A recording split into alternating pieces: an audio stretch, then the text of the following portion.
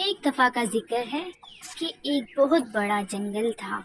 وہاں پر ایک چھوٹی سی لڑکی اپنے ماما اور پاپا کے ساتھ رہتی تھی۔ لڑکی ہر روز جنگل جایا کرتی تھی اور وہ ہر وقت ریڈ ہوڈ پہنا کرتی تھی، اسی لیے سب اس کو لٹل ریڈ رائڈنگ ہوڈ کہتے تھے۔ ایک دن اس کی ماما نے کیک بنایا اور وہ ریڈ رائڈنگ ہوڈ کو کہتی ہے کہ جاؤ یہ کیک اپنی دادی امی کو دے آؤ۔ اس کی دادی امی جنگل کے دوسری سائڈ رہتی تھی، تو ریڈ رائڈنگ ہوڈ نے ماما سے کہا ٹھیک ہے میں کیک دے آتی ہوں۔ اس کی ماما اس کو ایک نصیحت کرتی ہے کہ راستے میں اگر کوئی بھی اسٹرینجر تمہیں ملا تو تم نے اس سے بات نہیں کرنی ہے۔ تو ریڈ رائڈنگ ہوڈ کہتی ہے اوکے ماما، اور اپنی ماما کو اللہ حافظ کہہ کر وہاں سے چلی جاتی ہے۔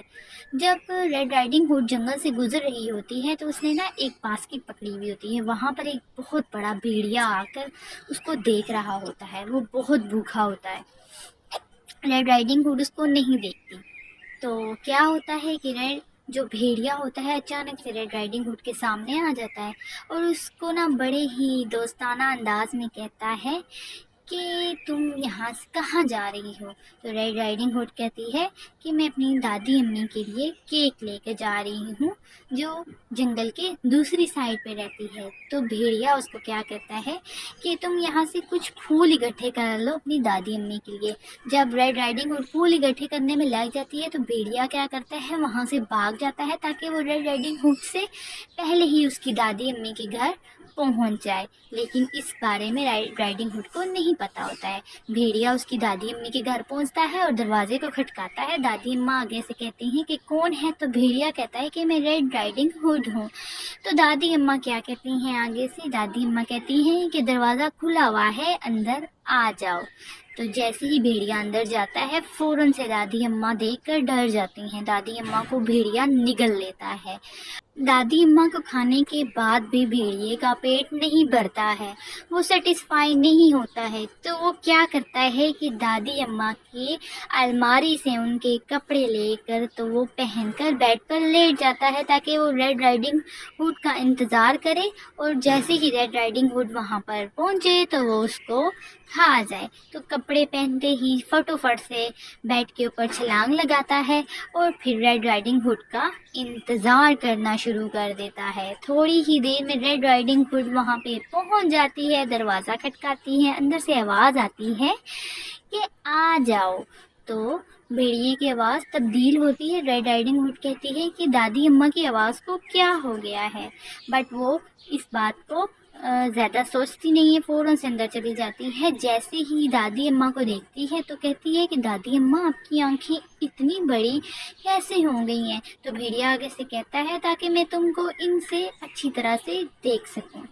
تو پھر تھوڑی ہی دیر میں ریڈ رائڈنگ ہوڈ تھوڑی سی گھبرا جاتی ہے، تو دادی اماں جو بھیڑیے کی شکل میں ہوتی ہے وہ کہتی ہیں کہ تم میرے قریب آؤ۔ تو ریڈ رائڈنگ ہوڈ کہتی ہے کہ دادی اماں آپ کے کان اتنے بڑے کس طرح ہوگے؟ تو بھیڑیا آگے سے کہتا ہے یہ کان سے میں تاکہ تمہیں اچھی طرح سے سن سکوں بہت۔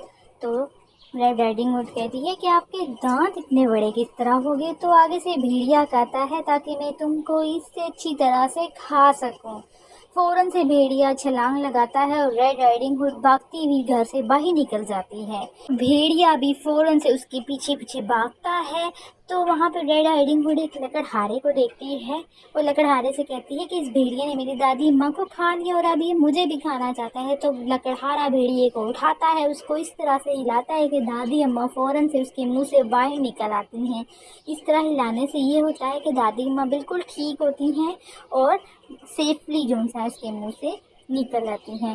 تو یہاں پر لکڑہارا، دادی اماں اور ریڈ رائڈنگ ہوڈ بھیڑیے کو بھاگتے ہوئے دیکھ رہی ہوتی ہیں تو بہت خوش ہوتی ہیں۔ تو یہاں پر جو بڑا بھیڑیا ہوتا ہے دم ہلا کر بھاگ جاتا ہے۔ ریڈ رائڈنگ ہوڈ اور اس کی دادی ماں لکڑہارے کا بہت شکریہ ادا کرتی ہیں، اور ریڈ رائڈنگ ہوڈ اپنی دادی اماں کو اور لکڑہارے کو کہتی ہیں کہ اس سے یہ بہت بڑا سبق حاصل ہوا ہے، وہ ہمیشہ اپنی ماما کی بات مانے گی اور کبھی بھی کسی اسٹرینجر سے بات نہیں کرے گی۔